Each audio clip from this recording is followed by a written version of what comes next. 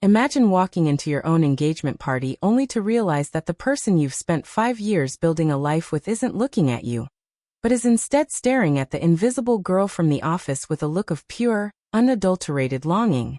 That was the moment my entire world didn't just crumble, it evaporated. I stood there in a $3,000 custom silk dress, the pretty girl everyone envied, while my fiancé's soul was clearly being hijacked by the girl who usually spent her lunch breaks organizing spreadsheets in the basement. It's a level of betrayal that makes your blood turn to ice, and honestly, looking back at the wreckage I left behind, I have to ask you all, was I wrong for the way I burned it all down? Or would you have set the match to the gasoline just like I did?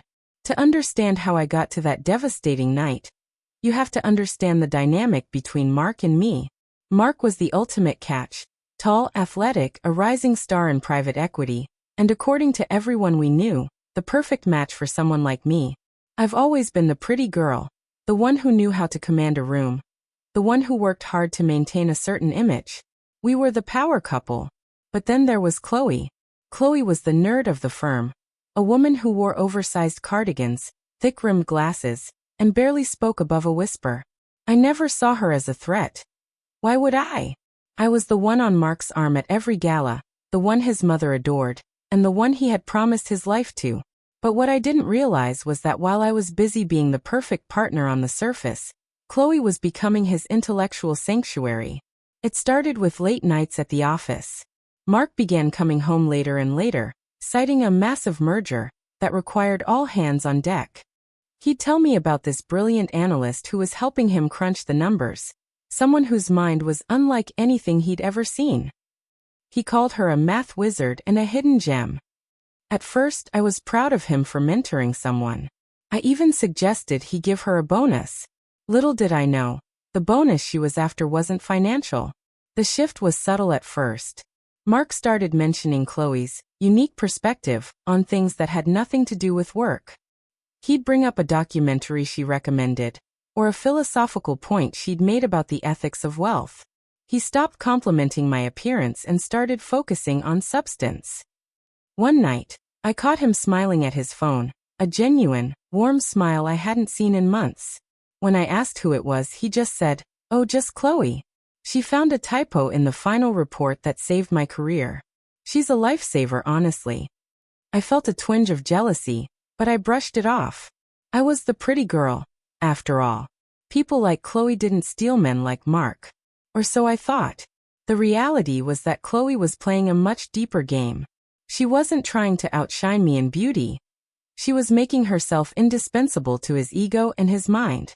She listened to his frustrations about the pressures of his job, pressures I often dismissed because I expected him to be the strong, successful man I needed. She became the person who truly understood him, while I was relegated to the person who just looked good next to him. I remember one specific evening when I had planned a romantic dinner to celebrate his promotion. I had spent all day getting ready, wearing his favorite perfume, and a dress that cost more than most people's monthly rent. When he walked through the door, he didn't even notice the candles or the wine. He was on the phone laughing. "No, Chloe, you're right. The third quarter projections are skewed because of the inflation index," he whispered into the receiver, his voice dropping into a tone of intimacy he used to reserve only for me. When he finally hung up, he looked at the dinner table like it was a chore. He spent the entire meal talking about how Chloe was the only person at the firm who didn't care about the prestige, how she was pure and untouched by corporate greed. Every word felt like a slap. I tried to talk about our upcoming wedding, the flowers, the venue, but he just sighed and said, "Is that all you think about? Petals and silk?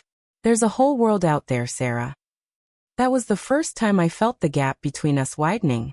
It wasn't just a physical distance. It was an intellectual and emotional chasm that Chloe was filling with her books, her understated charm, and her quiet manipulation. She was positioning herself as the soulful alternative to my supposed shallowness. The tension peaked 3 weeks before our engagement party. I found a book of poetry on his nightstand, Sylvia Plath. Mark hated poetry. Inside the cover there was a small, handwritten note on a post-it. "For the man who sees the world in equations, here is some soul." See, my heart stopped. I confronted him, but he laughed it off, calling me crazy and insecure. He said Chloe was just being a good friend and that I was being classist and judgmental because she wasn't part of our social circle.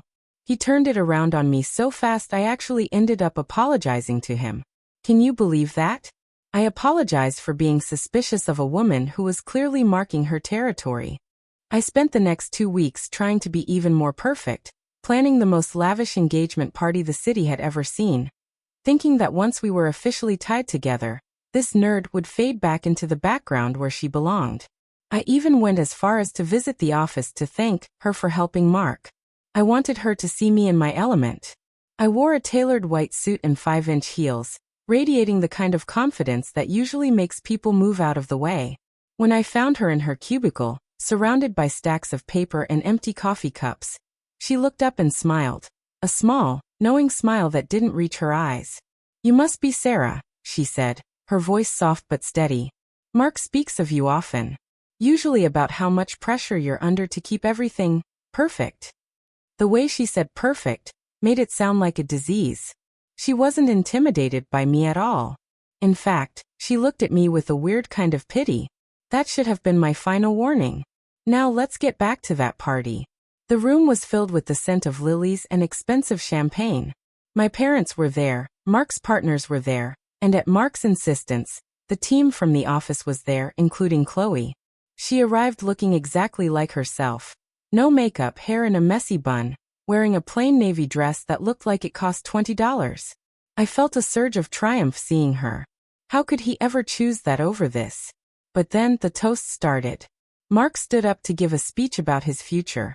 He looked at me, gave a scripted, plastic smile, and said all the right things.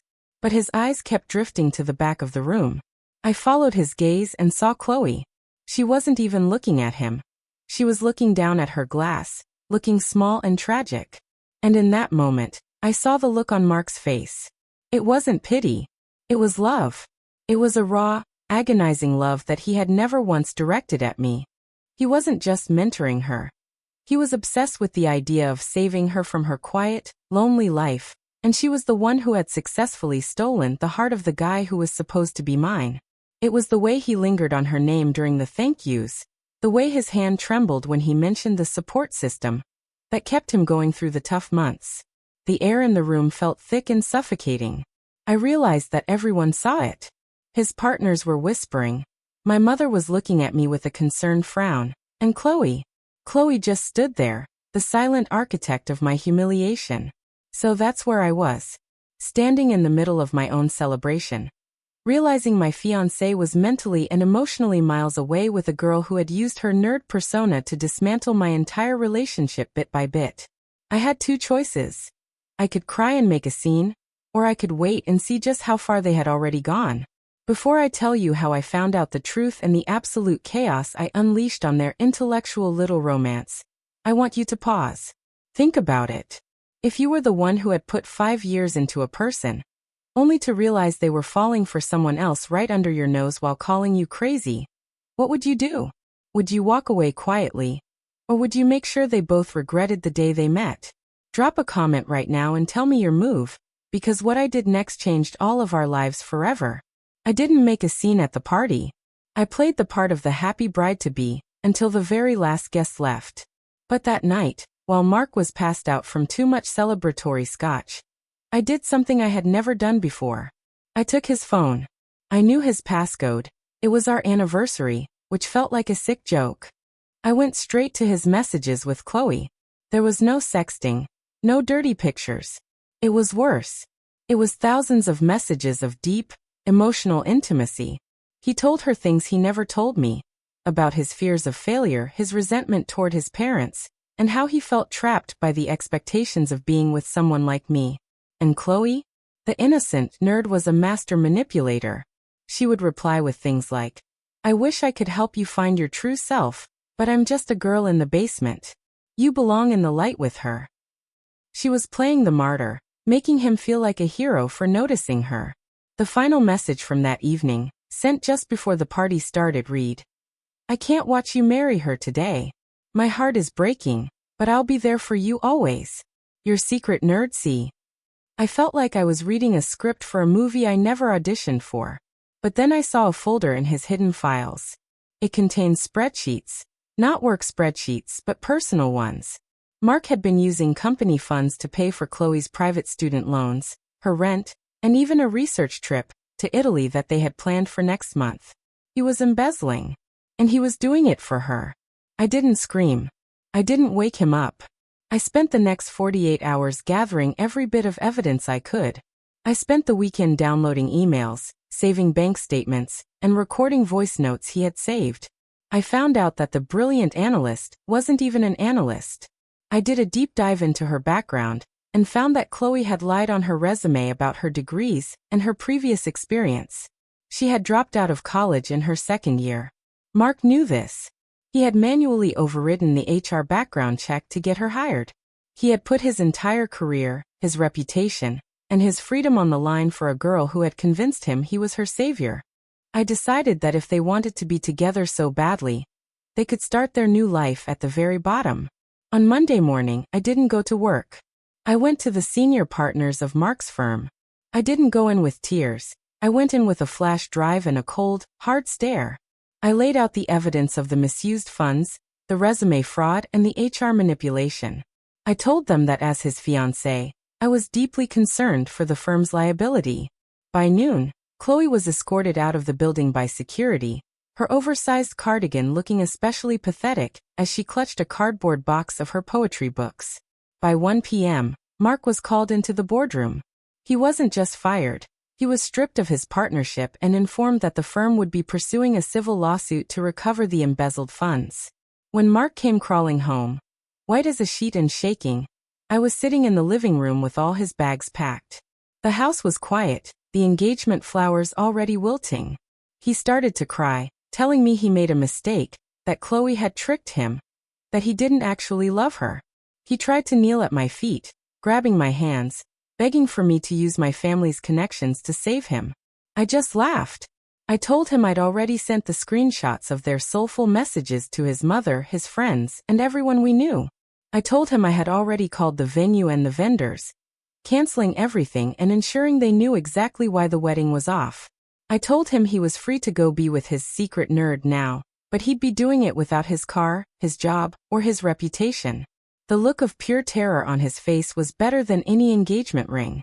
He tried to claim I was being cruel, and that I was destroying lives over a crush. But I reminded him that he was the one who destroyed our life the moment he decided I was just a pretty face, and she was the one with the soul. He spent that night at a cheap motel because his credit cards had been frozen by the firm. Chloe tried to call me a week later, sobbing, saying she had no money and no way to pay her rent. She actually had the nerve to ask me for womanly compassion. I told her that maybe she could write a poem about it, and see if that covers the security deposit. I told her that if she ever contacted me again, I'd make sure the police heard about the gifted money she'd been receiving from Mark. The aftermath was brutal for them. Mark couldn't find another job in finance because word of his discretionary spending and poor judgment spread like wildfire through the industry. No firm would touch him.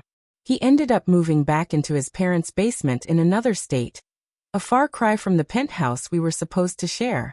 His parents, who used to treat me like a daughter, were so ashamed of him that they stopped speaking to him for months. Chloe disappeared from the city entirely, her intellectual mask completely shattered. Last I heard, she was working at a diner in a small town, far away from any spreadsheets or private equity firms. As for me, I moved on. I didn't just survive, I thrived. I realized that being the pretty girl was a title others gave me, but being the woman who stands up for herself and refuses to be a secondary character in her own life was a title I earned. I used the money I would have spent on the wedding to travel the world and invest in my own business. I lost a fiancé, but I gained my self-respect back, and I realized that no amount of nerdy manipulation can withstand the truth when it's delivered by someone who has nothing left to lose. I even met someone new eventually, someone who loves my perfect exterior, but actually took the time to know my mind without needing a secret poetry book to do it. Looking back, people told me I was too harsh. They said I should have just left him and let them be miserable together. They said I didn't need to take away his career. But I disagree. In this world, people think they can treat you like an ornament and then discard you for something deeper, without any consequences. I showed them that every action has an equal and opposite reaction. If you're going to steal someone's future, don't be surprised when they take yours in return. I wasn't just protecting my dignity, I was balancing the scales. Chloe thought she was the hero of a romance novel, and Mark thought he was a misunderstood protagonist. I just made sure they got the ending they actually wrote for themselves. It's a hard lesson, but a necessary one. Like this video if you think I did the right thing by taking back my power and exposing their lies. Subscribe to the channel if you want to hear more stories of people getting exactly what they deserve. And please, share your final thoughts on this whole mess in the comments section. Did Chloe really love him, or was she just a social climber in glasses? Was Mark a victim of her manipulation? Or was he just as guilty for wanting to feel like a hero? I'll be reading all your comments to see if you would have been as ruthless as I was. I'll see you all in the next story.